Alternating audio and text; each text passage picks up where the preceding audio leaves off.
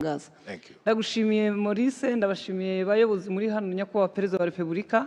Nk'uko abivuze ndi Scovia Mutesi, ndi umuyobozi wa televiziyo yitwa Mama Rwagasabo. Ngira ngo abari hano mwese nta kiruta nyina w'umuntu, niryo shingiro ry'izina ryanjye. Rero kuba ndi nyina w'u Rwagasabo mu by'ukuri mwakabimpereye amashyi. Murakoze cyane. Mu by'ukuri ubu ntimugire ngo ngize amahirwe, nari niteguye ko uyu muvugizi wa guverinoma mushya wungirije ari njye utangira mubaza, ariko ubwo ari utangiye ambaza bishobora kuba bitazoroha muri aka kazi, ariko nzirwanaho kugeza ubwo mubajije ibya nyabyo.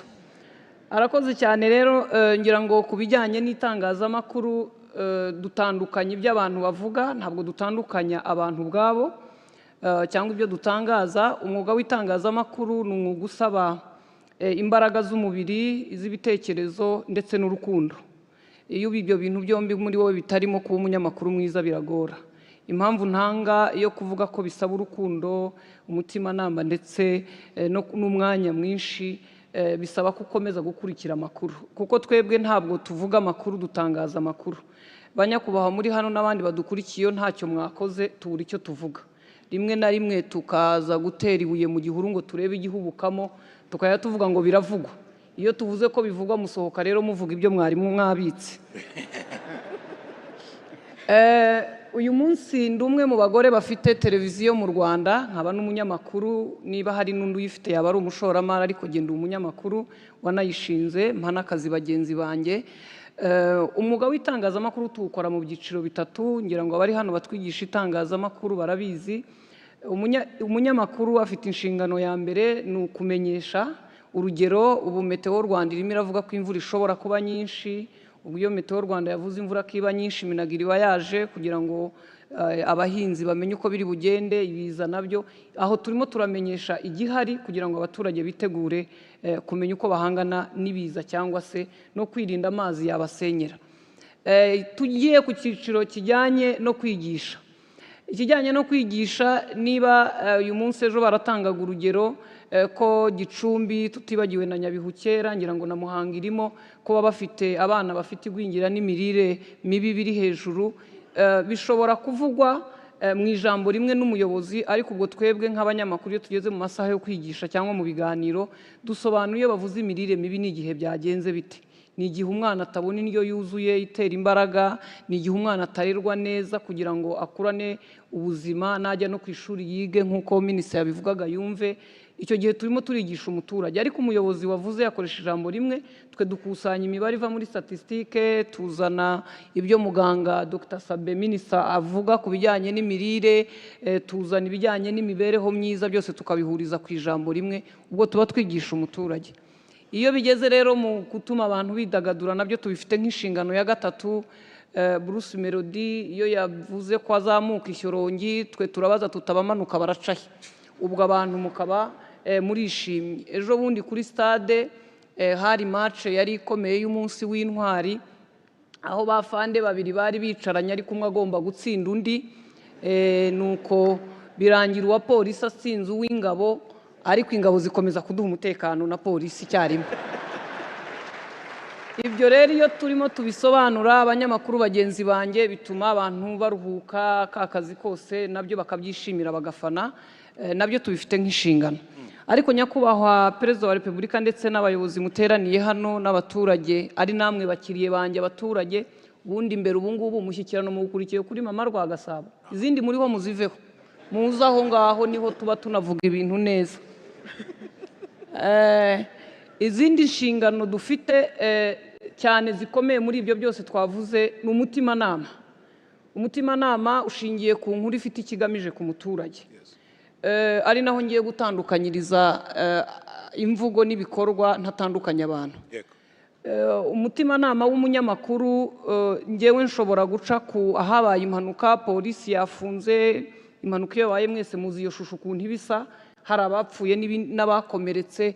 Mu by'ukuri nshobora kuvuga ko habaye impanuka iteye ubwoba mbi, dutegereje polisi ko itubwira ifatanyije n'abaganga icyabaye, niba hari ababuze ubuzima cyangwa bakomeretse.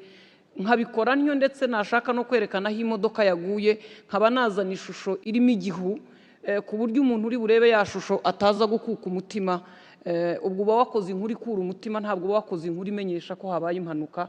Ariko ntibagiwe n'igika cya nyuma kivuga ngo impamvu impanuka yabereye aha, hari umuvuduko wari utwaye yari yanyoye ibisindisha, hari ikorosi, mujye musoma ibyapa, ese imodoka ntiyagiye muri control ngo barebe ko ifite feri. Mu by'ukuri mvuze inkuru ariko ndanayubaka ndayuzuza ku buryo umuntu ari buyumva akanamenya icyakomotseho ibyago twagize by'impanuka n'ibindi.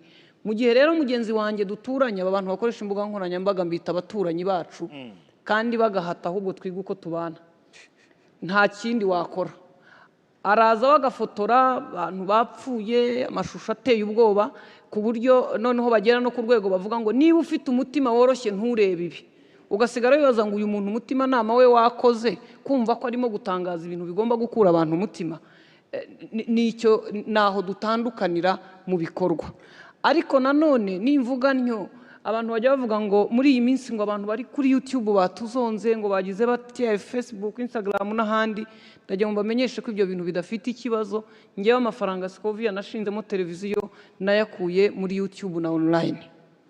Bivuze ko ni isoko rinini kandi ritanga amafaranga. Ikibazo kiri aho ni uwagiyeyo, n'ibyo ahakoresha, n'ibyo ahatangariza bishobora gukura abantu umutima, bitesha agaciro abantu. Tubona abana baza kubavugisha ibitavugwa, umuntu ufite uburwayi bwo mu mutwe n'ibindi byinshi. Ibyo bikozwe n'umunyamakuru ntabwo ari MC twamworohera, turamuhamagara tukamutegeka kubisiba, agasaba imbabazi aciye aho yakoreye ikosa. Ngira ngo mujya mubibona rimwe na rimwe, bikavaho bikagenda. Guhanganisha abafana, guhanganisha amakipe, watuma abantu bahiganwa ariko ntutuma abantu bahangana. Icyo ni imvugo dusaba abanyamakuru buri munsi. Ariko iyo tugeze kuri wa wundi rero waguze telefone ye, ufite interinete, wicaye ahantu mu cyumba cyangwa ari mu nzira agenda, we ntitumenye uko byagenze, ntitumenye n'uko tuzamubaza. Ari nayo rimwe na rimwe tubaza inzego zimwe na zimwe zirimo RIB, tukajya tubabwira tuti uwo mukiriye ni uwanyu, mumufashe kuguma mu rugo cyangwa gutura ahandi. Icyo gihe rero nubwo rimwe na rimwe ubona bitihuta, umwe akabikora undi agakomeza, abantu boroye umuco wo gutukana, abantu boroye umuco wo kutagira uwo bubaha mukuru. Nako ni ingeso, mumbabarire, nta muco umeze utyo ubaho. Boroye izo ngeso mbi, ziraje zirakwiriye. Natwe dutangiye kuvuga ngo niko ngo abana b'ubu bameze. Oya, niko ababyeyi b'ubu tureberera abana, niko abanyamategeko b'ubu mwaretse abanyamafuti n'abanyabyaha bakabaho. Turabasaba ko ibyo bintu mudufasha.